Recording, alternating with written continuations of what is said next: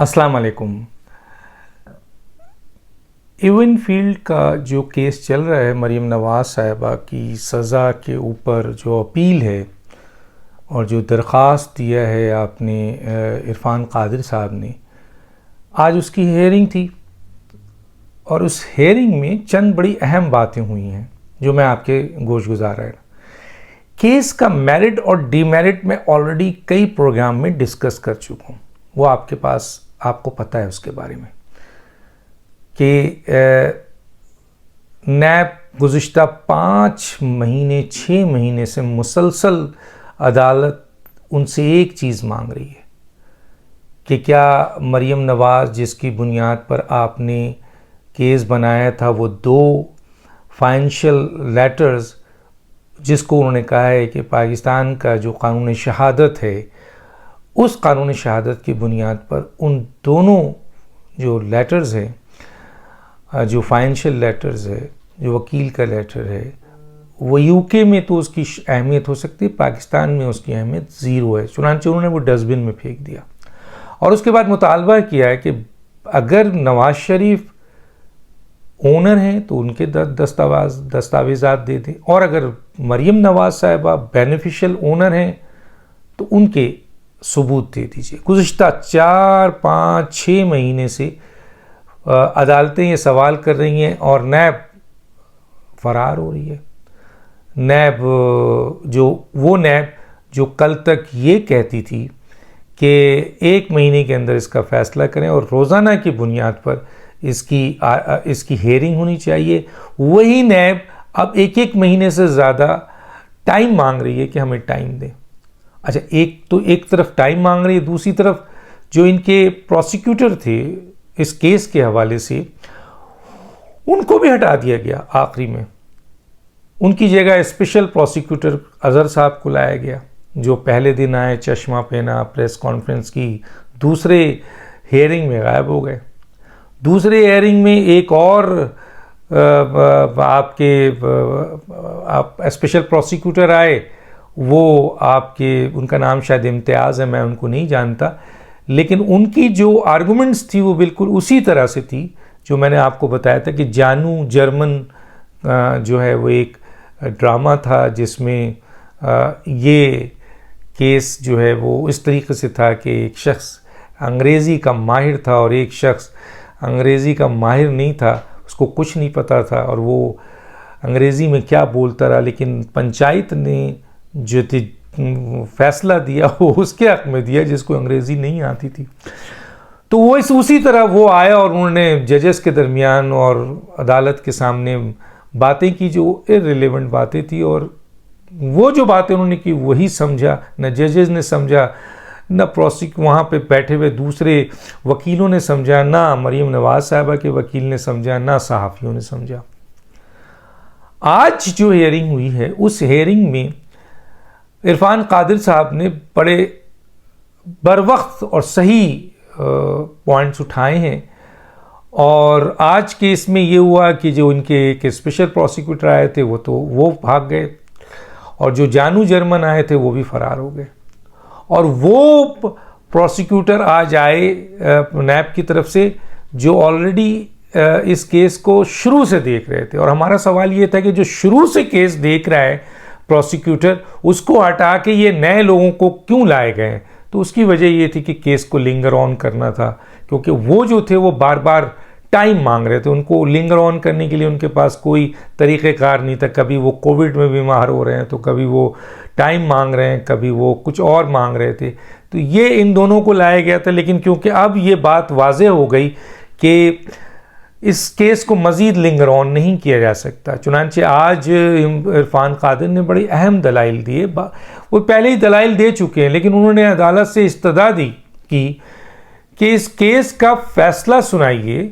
आप नैब से गुज़िश्ता 5-6 महीने से एक चीज़ मांग रहे हैं, एक एविडेंस मांग रहे हैं कि बेनिफिशियल ओनर हैं अगर मरीम नवाज़ साहिबा, तो वो लेटर लाएं जिस फाइनेंशियल लेटर के ऊपर आपने उनको सज़ा दी है वो पाकिस्तान के कानून शहादत के लिहाज से सिफर है। चुनांचे इरफान कादिर ने कहा कि इसको मज़ीद लिंगर ऑन नहीं दीजिए, हम अपने दलाइल दे चुके हैं। नैब मुसलसल इससे नज़रें कतरा रहा है, उनके नए नए लोगों को लाता है, फिर वो फ़रार हो जाता है। अगर नैब के पास कुछ है तो वो ला कर दे, और अगर नहीं है तो इस केस का फ़ैसला दें ताकि अदालत का वो वक्त बचे और जो क्लाइंट हैं उनकी, जो लाहौर से बार बार यहाँ आती हैं, उनको इंसाफ मिल सके। तो बेसिकली मैं बता चुका हूँ, कानूनी तौर पर तो मरीम नवाज़ साहिबा ये केस जीत चुकी हैं और उसके दलाइल भी मैं दे चुका हूँ सारे। अगर आप मेरे वीलॉग्स दें, अगर अभी सारा रिपीट करता हूँ तो फिर वो टाइम उसमें चला जाता है। तो चुनांचे इरफान कादिर ने ये एक इस्तदा दी। उन्होंने दूसरी जो इस्तदा दी है वो ये है कि उन्होंने एक अपील है और एक दरख्वास्त है, दोनों को मर्ज करके अदालत अब सुनने जा रही है। तो उन्होंने वहाँ पर यह बात भी रखी कि नवाज शरीफ साहब का भी केस है, उन्हें भी सुन लिया जाए, वो भी इसी पैराए में है। क्यों? क्योंकि मरीम नवाज साहिबा को जो इक्विट होंगी यानी बरी होंगी वो इस केस में, तो वही सारी चीज़ें नवाज शरीफ साहब के ऊपर भी आएगी। उस पर ज़ाहिर है अदालत ने कहा कि उनके केस को हमने ओपन कर दिया, वो आएंगे तो हम सुनेंगे। लेकिन इरफान कादिर का ये कहना बिल्कुल सही है कि कम से कम उसके नोक पलक को कानून आइन चीज़ें देख लें, क्योंकि अगर मैं उसके मेरिट पे गया तो सुप्रीम कोर्ट ने जिस तरीके से उस केस को देखा है और फिर उस केस को नैब को दिया है और फिर नैब से ये जो है वो आपके नैब कोर्ट में आया है और उसमें कितनी कानूनी गलतियां हैं, मैं उसके ऊपर गया तो वो बहुत कुछ हो जाएगा, मेरे पास बहुत कुछ मौजूद है। लेकिन मैं चाहता हूं कि कम से कम उस केस को इसी पैराए में देखा जाए। और फिर इसमें कोई शक नहीं है कि अगर नवाज शरीफ के बारे में भी अगर इनके पास कोई डॉक्यूमेंट्स है कि वो इस फ्लैट्स के ओनर हैं तो वो प्रोड्यूस कर दिया जाए। और ये दोनों काम जो है वो नैब का है, मरीम नवाज साहिबा के लिहाज से भी और नवाज शरीफ के लिहाज से भी। तो उन्होंने कहा कि इस केस की असर ज़रूर नवाज शरीफ पे पड़ेगा।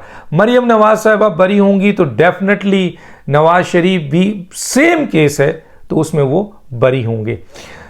अदालत ने अपना रिमांड दिया, लेकिन बहरहाल अदालत अब फाइनल राउंड की तरफ जा रही है। आज उनके आर्गूमेंट्स में यही था कि नैब को उन्होंने कहा और पुराने जो प्रोसिक्यूटर थे कि अब आप इसको फाइनल कीजिए और ताकि इंसाफ के तकाजे पूरे हों।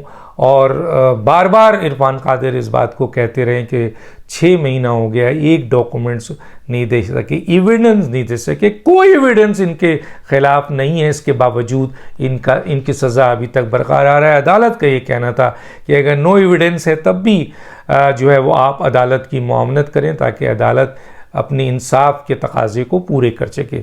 बहरहाल तो अब जो सूरत हाल है वो यही है कि अब ये केस चला गया है जून में, और इस केस के हवाले से यकीनन इरफान कादिर का ये कहना है कि मैं तो इस पे सारे आर्गूमेंट्स दे चुका हूँ, केस क्लोज हो चुका है। और मैं भी आपको ये बता चुका हूँ, अगर आप मेरे पहले के सारे वीलॉग्स देखें, एक एक स्टेप मैंने बताया है जिसकी बुनियाद पर मैंने ये कहा है कि कानून या ज्यूरिस्प्रूडेंस या कानून ये कहता है कि मरीम नवाज साहिबा बरी हो चुकी हैं, लेकिन अदालत अपना फ़ैसला सुनाएगा। जब अदालत फ़ैसला सुनाएगा तो फिर ये सारी चीज़ें सामने आएगी। अब अदालत के पास यकीनन उनको भी ये सोचना है कि कितना लंबा ये करेंगे, कितना देर करेंगे इसको।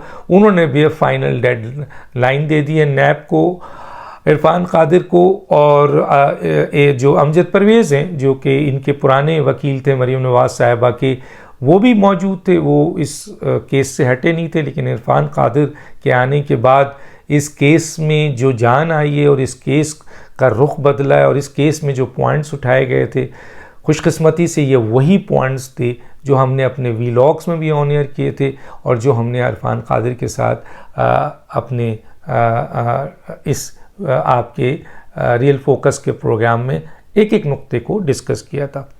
हमने केस की इवेंट फील्ड्स का केस था और जो बाकी आपके 2 और केसेस थे उनके, उन दोनों तीनों पे जो रेफरेंस बना था उनकी पूरी हमने डिटेल आपकी छानबीन करके पूरा पोस्टमार्टम करके दे दिया था कि ये सब गलत है। और इवन कि हमने तायात नाइली को भी कानूनी और आइनी तरीके से साबित कर दिया कि ये भी गलत है। तो बज़ाहिर अब ये केस जो है वो अपने आखिरी मराहिल पे है और हमें भी ये लग रहा है कि अब जबकि ये स्पेशल प्रोसिक्यूटर भी भाग गए, जानू जर्मन भी फरार हो गए हैं और वही पुराने आ गए हैं, तो मेरा ख्याल है नैब ने ये रियलाइज़ किया है कि अब कितना इसको लिंगर ऑन कर सकते हैं, अब नहीं कर सकते हैं। और जजेस भी इस बात को कह रहे हैं और जजेस ने कहा है कि जी हम अब एविडेंस को करेंगे। इरफान कादिर ने कहा आप एविडेंस खोलें, आप देखें, आप फाइल खोलें, आप जो कुछ भी करें, लेकिन आप इस केस को जल्द अज जल्द मेरिट पे इसका फैसला करें, क्योंकि अभी ये केस क्लोज हो चुका है, इसमें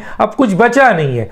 तो चुनांचे यकीनन अब अदालत, मेरा ख्याल है ये जून का कोई डेट दी है उन्होंने, और उसमें 1-2 हेयरिंग और होगी शायद, और उसको वो भी डे रेगुलर होनी चाहिए, जो नज़र आ रहा है हमें कि रेगुलर होगी। और इसके बाद कानून के तहत मरीम नवाज़ साहिबा बरी हैं, अदालती फैसले के लिहाज भी से भी वो बरी होंगी, और इस केस से रिलेटेड नवाज़ शरीफ साहब के केस पे उसका असर आएगा, और यकीनन ये बरी होंगी तो नवाज़ शरीफ साहब भी बरी हो जाएंगे। ये चंद अहम बातें थी मरीम नवाज़ साहिबा के केस के हवाले से, मैंने बता दिया। इंशाअल्लाह मैं बहुत जल्द एक लाइव प्रोग्राम, अब मैंने क्योंकि 92 ज्वाइन कर लिया है और वहाँ आप लोग मेरे प्रोग्राम देख सकते हैं, 11 बजे 92 पे रात को आता है।